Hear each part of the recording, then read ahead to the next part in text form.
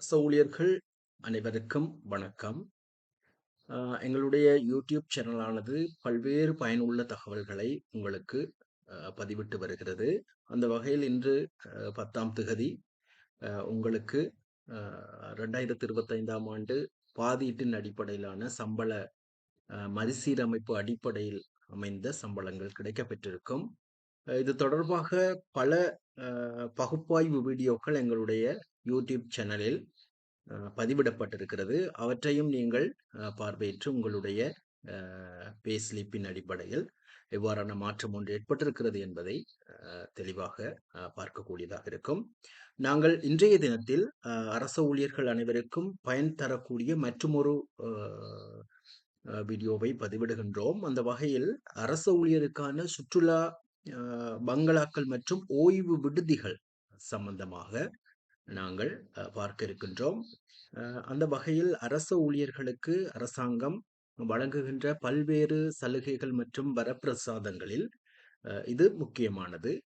அரச ஊழியர்கள் தங்களுடைய விடுமுறையை சிறப்பாக கழிப்பதற்கு வசதி ஏற்படுத்தும் முகமாக நாட்டின் பல பிரதேசங்களில் இந்த விடுமுறை பங்களாக்கள், அதாவது ஓய்வு விடுதிகள் மற்றும் சுற்றுலா பங்களாக்கள் அமைக்கப்பட்டிருக்கிறது. அவற்றில் தனியார் விடுதிகளை விட மிகவும் குறைந்த கட்டணத்தில் வாடகை விடுதிகளை பெறக்கூடிய, அதாவது ஓய்வு விடுதிகளை பெறக்கூடியதாக காணப்படுகிறது. நுவரெலியா, தியத்தலாவ, அப்புத்தளை, பண்டாரவளி உள்ளிட்ட யாழ்ப்பாணம் முதல் பல இடங்களில் இந்த சுற்றுலா விடுதிகளை காணக்கூடியதாக இருக்கும். டிசம்பர், ஏப்ரல், மே, ஆகஸ்ட், செப்டம்பர் ஆகிய மாதங்களில் இந்த ஓய்வு விடுதிகளுக்கு அரச ஊழியர்களிடம் கூடுதலான கேள்வி ஒன்று காணப்படும். இந்த காலங்களில் பொதுவாக ஒரு வாரங்களுக்கு மாத்திரம் இந்த ஓய்வு விடுதியில் தங்கக்கூடிய வாய்ப்புகள் காணப்படும். ஏனைய காலங்களில் ஒரு மாத அளவுக்கு தங்கக்கூடிய வசதிகள் காணப்படுகிறது. இந்த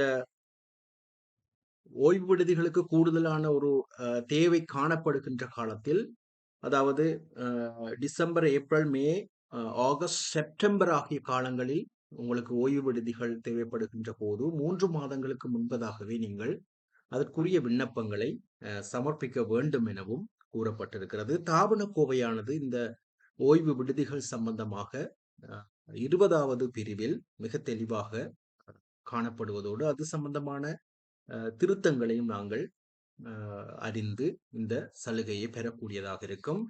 நான் இந்த பிரசன்டேஷனுக்காக பொது நிர்வாக மற்றும் மாகாண சபைகள் உள்ளூராட்சி அமைச்சினுடைய இணையதளத்தில் பொது நிர்வாக அமைச்சின் சுற்றுலா பங்களாக்கள் மற்றும் ஓய்வு விடுதிகள் என்ற அந்த பேஜை ஆதாரமாக எடுத்திருக்கின்றேன். அந்த பேஜுக்குள் நீங்கள் செல்கின்ற போது இதில் பல விடயங்களை உங்களுக்கு காணக்கூடியதாக இருக்கும். அதாவது இந்த பொதுவாக சுற்றுலா பங்களாக்கள் காணக்கூடிய பிரதேசங்கள், அதாவது நுவரெலியா, தியத்தலாவ, பண்டாரவளை போன்ற பிரதேசங்கள் மற்றும் அந்த விடுதிகளுடன் தொடர்பு கொள்வதற்குரிய தொலைபேசி எண்கள் மற்றும் விண்ணப்பங்களை சமர்ப்பிப்பதற்கான மின்னஞ்சல் முகவரி உள்ளிட்ட விண்ணப்பங்களை தரவிறக்கம் செய்யக்கூடிய அந்த லிங்க் போன்ற பல விவரங்களை உங்களுக்கு இதில் காணக்கூடியதாக இருக்கும்.